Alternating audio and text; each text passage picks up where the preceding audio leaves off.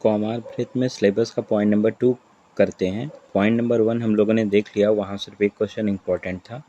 और point number जो 2 है वो जो है वो एक लॉन्ग क्वेश्चन और शॉर्ट क्वेश्चन मतलब दोनों के पर्पज से आ सकता है। बट जो हमारे यहाँ प्रीवियस ईयर पेपर में देखा गया वो लॉन्ग क्वेश्चन आया हुआ है, कौमारभृत के क्षेत्र में काश्यप संहिता का वैज्ञानिक योगदान। ठीक है, ऐसे करके क्वेश्चन आता है, तो वही हम लोग देख लेते हैं। लॉन्ग क्वेश्चन के पर्पज से देख लेंगे और सब चीज़ जनरल कंप्लीट कर लेंगे, जिससे अगर लॉन्ग आता है तो भी हम कंप्लीट लिख पाएंगे और शॉर्ट आएगा तो भी कर पाएंगे। ठीक है, तो देखिए कौमारभृत के क्षेत्र में काश्यप संहिता का वैज्ञानिक योगदान क्या क्या है। तो पहले हम लोग थोड़ा सा काश्यप संहिता के बारे में जानते हैं। जो काश्यप संहिता है इसका काल क्या है, तो 6वीं शताब्दी है।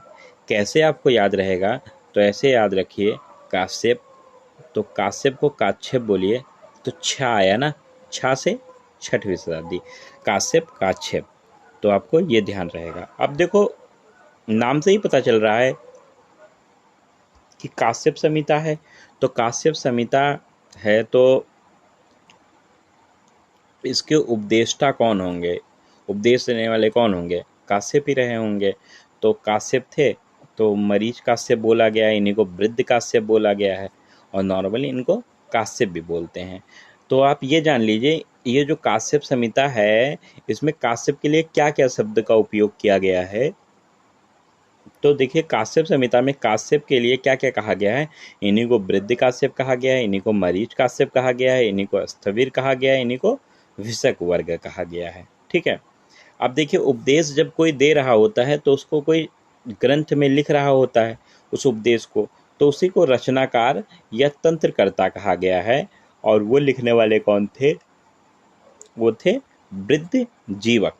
कौन थे, वृद्ध जीवक। तो ये आपका याद हो गया। ये कैसे याद रहेगा आपको, तो ऐसे याद कर लीजिए आप, ताज या राजा का ताज। ठीक है, तो आपका रा से रचनाकार हो जाएगा। ठीक है, और जा से जीवक हो जाएगा। ताज याद कर लीजिए, ता से आपका तंत्रकर्ता और जा से आपका जीवक। ऐसे करके आपको ये ध्यान रहेगा। अब देखिए प्रतिसंस्कर्ता, इसका पुनः प्रतिसंस्करण किसने किया, तो वात्स ने किया। ठीक है, तो कैसे आप याद करेंगे, पर्वत याद कर लीजिए, तो पा से प्रतिसंस्कर्ता और वा से वात्स। ठीक है, तो आपको यहाँ तक सब कुछ मैंने आपको क्लियर करा दिया।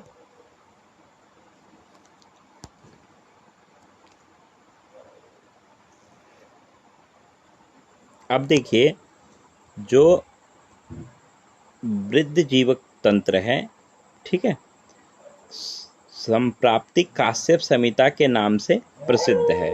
ठीक है, तो वृद्ध जीवक जो तंत्र है ये किस नाम से प्रसिद्ध है, काश्यप संहिता के नाम से प्रसिद्ध है।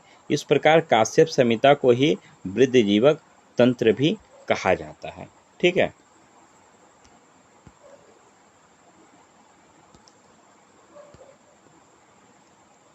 अब देखो ये जो काश्यप संहिता है ये आधार ग्रंथ इसका क्या है, तो वर्तमान में तो जो काश्यप संहिता हम लोग पढ़ रहे हैं ये चौखंबा वाराणसी के द्वारा प्रकाशित है, लेकिन जो मेनली आधार है वो कहाँ से है, तो नेपाल के राजगुरु श्री पंडित हेमराज शर्मा, जिसे उपोघात भी कहा गया है, इन्होंने 1938 में ताड़पत्र पे लिखित पांडुलिपि को संग्रहित कर काठमांडू स्थित नेपाल नरेश पुस्तकालय में संरक्षित कराया था। तो ये आधार ग्रंथ है, कहाँ है, तो नेपाल के राजगुरु पंडित हेमराज शर्मा, जिन्हें उपोघात भी कहा जाता है, 1938 में इनको ताड़पत्र पे लिखित पांडुलिपि मिली थी, जिसको इन्होंने संग्रहित करके काठमांडू में नेपाल नरेश पुस्तकालय में संरक्षित करा दिया है।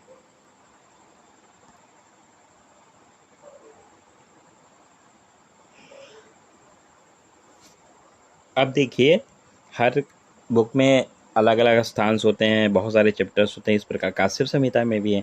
तो काश्यप संहिता में 8 स्थान हैं और 120 अध्याय हैं। अदर संहिता जो हम पढ़ते हैं उसमें भी ऐसे ही है, चरक में 8 स्थान 120 अध्याय हैं। तो देखिए 8 स्थान 120 अध्याय हैं और बाद में इसमें सम्मिलित किया गया है 80 अध्याय और। तो जो 80 अध्याय सम्मिलित किया गया है तो कुल मिला के कितने अध्याय हो गए? 120 प्लस 80 200 अध्याय हो गए। और 8 स्थान थे, एक और आ गया तो कितने स्थान हो गए? 9 स्थान हो गए। तो जो स्थान आया है उसका क्या नाम है आप ये जान लीजिए। तो जो स्थान आया कौन सी संहिता में खिल स्थान का वर्णन किया गया, अब आपको पता चल गया कौन सा स्थान 9 नंबर पे आया है, खिल स्थान है। और किस संहिता की हम लोग बात कर रहे हैं? तो काश्यप संहिता में खिल स्थान का वर्णन है। कैसे हमको याद रहेगा? ये आपको पता है कि कौमारभृत्य यह काश्यप संहिता बच्चों के लिए है और बच्चों को हम क्या करते हैं? खिलाते हैं। तो ऐसे आप ध्यान रखेंगे, काश्यप संहिता बच्चों के लिए है और बच्चों को हम खिलाते हैं खिला के, ठीक है। तो ऐसे आप इसको ध्यान रखेंगे। देखिए अब ये देख लीजिए, क्रम इधर लिखा है मैंने, इधर स्थान लिखा है अध्यायों की संख्या। तो देखिए ये आपको तो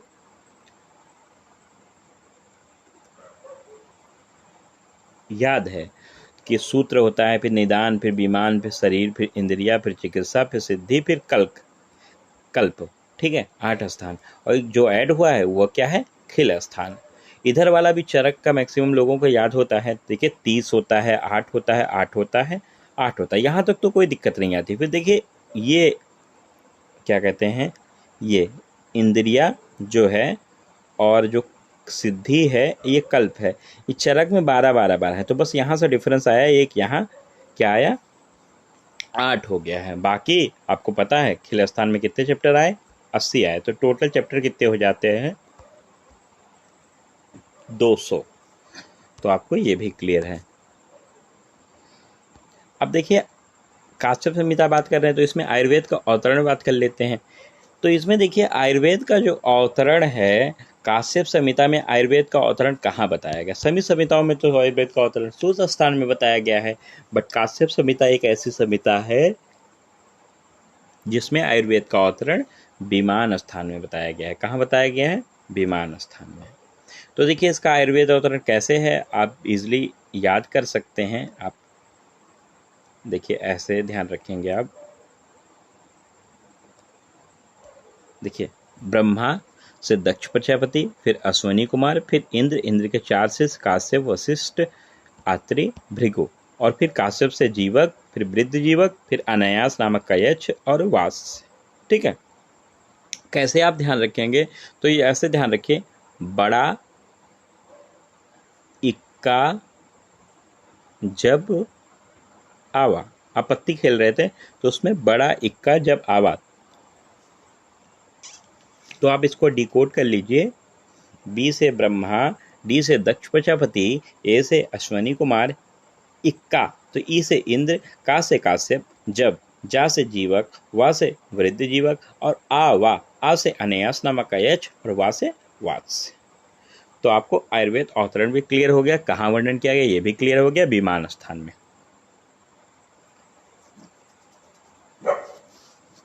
अब देखिए मेन टॉपिक पे आ गए जो हम लोग पढ़ रहे हैं इसमें कि कौमारभृत्य के क्षेत्र में काश्यप संहिता का वैज्ञानिक योगदान क्या है। तो देखिए उसका वैज्ञानिक योगदान, उसके वैशिष्ट की बात कर लेते हैं।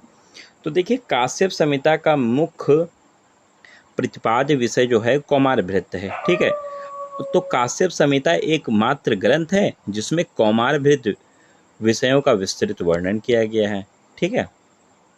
देखिए अष्टांग योग होता है, तो अलग अलग संहिताओं में अलग अलग अष्टांग योग बताए गए हैं, और अष्टांग मतलब सीरीज बताए गए हैं, किसी ने किसी को प्रधान माना है। जैसे चरक हैं तो चिकित्सा को प्रधान मानते हैं, और वो सुश्रुत सर्जरी को प्रधान मानते हैं। ऐसे ये हैं, काश्यप है तो बच्चों को प्रधान मानते हैं। तो सभी ने अपना ऑर्डर डिफरेंट किया है। तो हम लोग काश्यप संहिता देख रहे हैं, तो मेनली देखेंगे काश्यप को किसने क्या प्रायोरिटी दी है। तो सबसे पहले अष्टांग आयुर्वेद में कौमारभृत्य का प्रथम स्थान है। किसने माना है? काश्यप ने प्रथम स्थान माना है। कौमारभृत्य, फिर काय चिकित्सा, शैल, शालाक्य, विषतंत्र, भूततंत्र, अगत तंत्र, रसायन तंत्र का उल्लेख है। ये आयुर्वेद के 8 अंग है, लेकिन सर्वप्रथम काश्यप संहिता में किसका वर्णन है? तो कौमारभृत्य का है। लेकिन अन्य आचार्यों का भी देख लेते हैं क्या मत है। तो अन्य आचार्यों के अकॉर्डिंग कौमारभृत्य का अष्टांग में कौन सा स्थान है? तो देखिए चरक ने 6वां स्थान कौमारभृत को दिया है, सुश्रुत ने 5वां स्थान दिया है, वाग्भट ने 2रा स्थान दिया है, काश्यप ने 1ला स्थान दिया है, हारित ने 4था स्थान दिया है, राजनिघंटु ने 7वां स्थान दिया है। याद करने का जो ट्रिक हमारे पास है वो आप याद कर लीजिए। चसुआ 6521, हारा राजा 1947। 1947 में राजा क्या हो गया था, हार गया था, तो हारा राजा 1947, चसुआ 6521,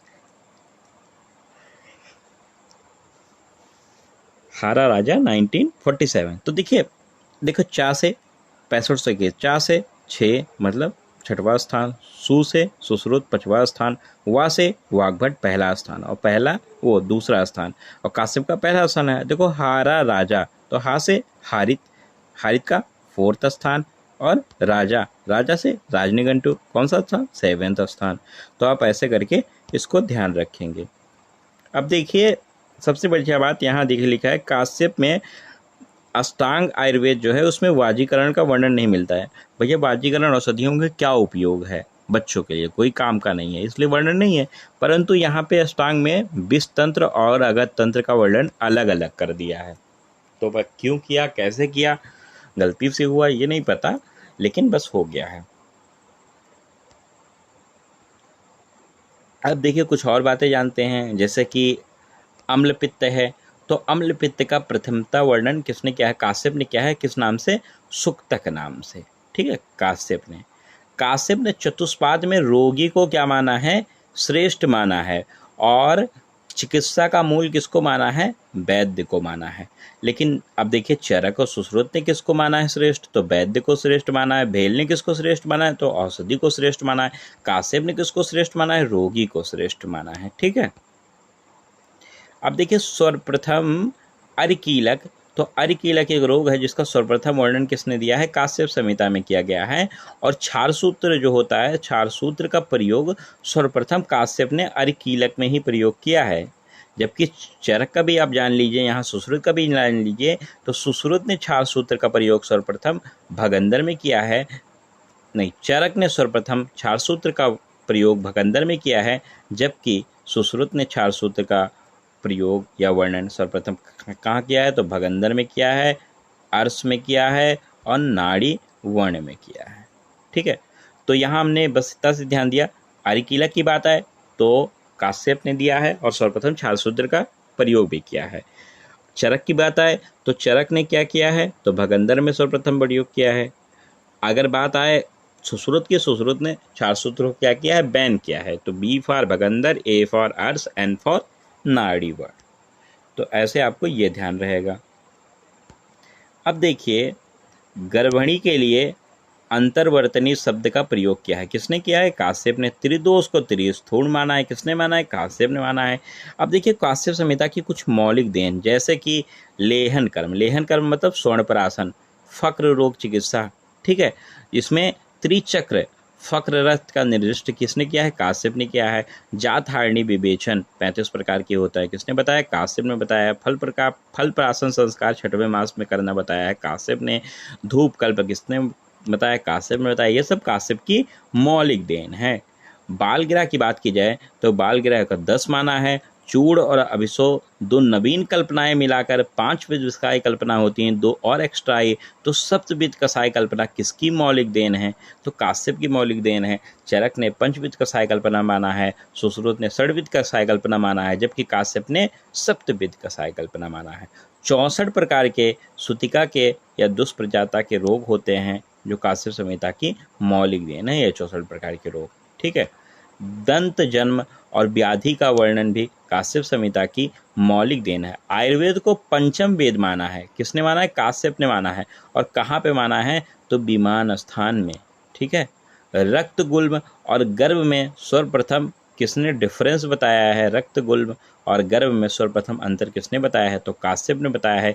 योनि के स्राव के वर्ण को देखकर शिशु के लिंग का अनुमान लगाना कि बच्चा है या बच्ची है, इस किसकी मौलिक देन है, तो काश्यप की मौलिक देन है। गर्भाशय की परिभाषा भी काश्यप की मौलिक देन है। जरायुणाम परवीतम सगर्भाशय उच्चतय काश्यप संहिता की मौलिक देन है। देखिए वेदनाध्याय, लहसुन कल्प, षट कल्प, सतपुष्पा, शतावरी कल्प, ये आज ऐसे चीज़ें काश्यप की ही देन है। स्तन कीलक और पीतवर्जा का वर्णन भी काश्यप संहिता की मौलिक देन है। तो हमने लगभग में 7 पेज देखा, तो एक लॉन्ग क्वेश्चन भी आता है, तो 7 पेज सफिशियंट है और मैंने अच्छे से आपको क्लियर करा दिया है।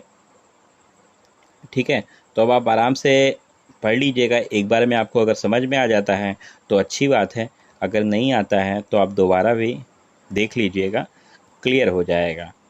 अब मैं रिवाइज़ आपको नहीं करवा रहा हूँ क्योंकि वीडियो बहुत बड़ा हो जाएगा, तो आप दोबारा खुद ही कर लेंगे। ठीक है, तो अब हम लोग पॉइंट नंबर 3 की बात करेंगे और उसमें वय भेद, एज क्लासिफिकेशन की बात करेंगे।